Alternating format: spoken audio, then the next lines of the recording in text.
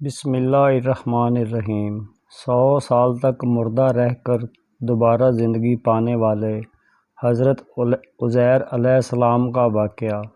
یا تو نے اس شخص کو نہیں دیکھا جو ایک شہر پر گزرا اور وہ شہر اپنی چھتوں پر گرا ہوا تھا؟ کہا اسے اللہ مرنے کے بعد کیسے زندہ کرے گا؟ پھر اللہ نے اسے 100 برس تک مار ڈالا، پھر اسے اٹھایا۔ کہا تو یہاں کتنی دیر رہا؟ کہا 1 دن یا اس سے کچھ کم رہا۔ فرمایا بلکہ تو 100 برس رہا ہے۔ اب تو اپنا کھانا اور پینا دیکھ، وہ تو سڑا نہیں، اور اپنے گدھے کو دیکھ، اور ہم نے تجھے لوگوں کے واسطے نمونہ چاہا ہے، اور ہڈیوں کی طرف دیکھ کہ ہم انہیں کس طرح ابھار کر جوڑ دیتے ہیں، پھر ان پر گوشت پہناتے ہیں۔ پھر اس پر یہ حال ظاہر ہوا تو کہا میں یقین کرتا ہوں کہ بے شک اللہ ہر چیز پر قادر ہے۔ یہ واقعہ حضرت عزیر علیہ السلام سے تعلق رکھتا ہے، جن کے متعلق مشہور ہے کہ انہیں ساری تورات زبانی یاد تھی۔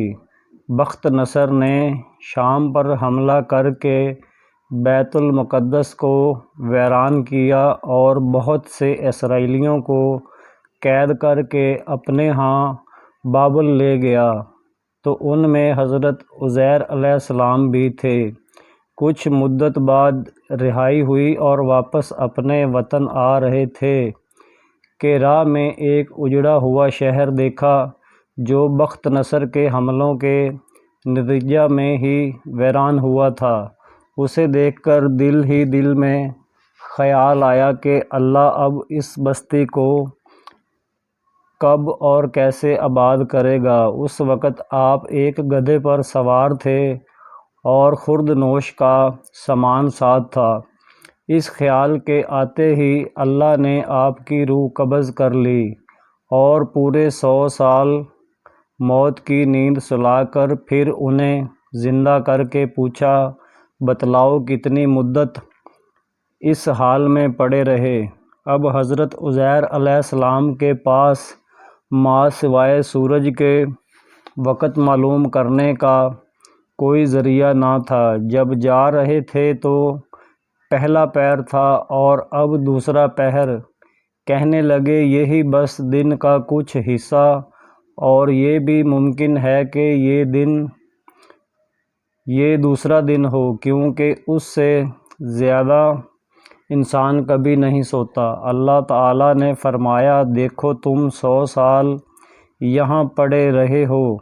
جب عزیر علیہ السلام نے اپنے بدن اور جسمانی حالت کی طرف اور اپنے سامان خورد نوش کی طرف دیکھا تو ایسا معلوم ہوتا تھا کہ یہ وہی دن ہے جب ان پر نیند طاری ہوئی تھی۔ پھر جب اپنے گدھے کی طرف دیکھا کہ اس کی ہڈیاں تک بوسیدہ ہو گئی ہیں تو سمجھے کہ واقعی 100 سال گزر چکے ہوں گے۔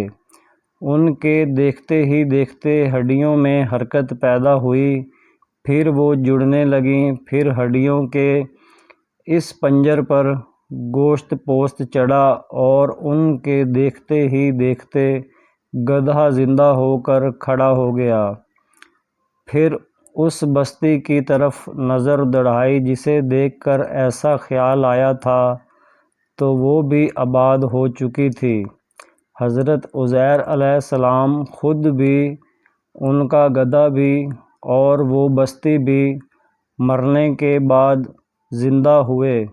گویا اللہ تعالیٰ نے حضرت عزیر علیہ السلام کے خیال کا 3 طریقوں سے جواب دیا، جس سے آپ کو عین الیقین حاصل ہو گیا۔ چنانچہ جب آپ واپس اپنے گھر پہنچے تو آپ کے بیٹے اور پوتے تو بوڑھے ہو چکے تھے اور آپ خود ان کی نسبت جوان تھے۔ اس طرح آپ کی ذات بھی تمام لوگوں کے لیے ایک معجزہ بن گئی۔ غالباً اسی وجہ سے یہودیوں کا ایک فرقہ انہیں ابن اللہ کہنے لگا تھا۔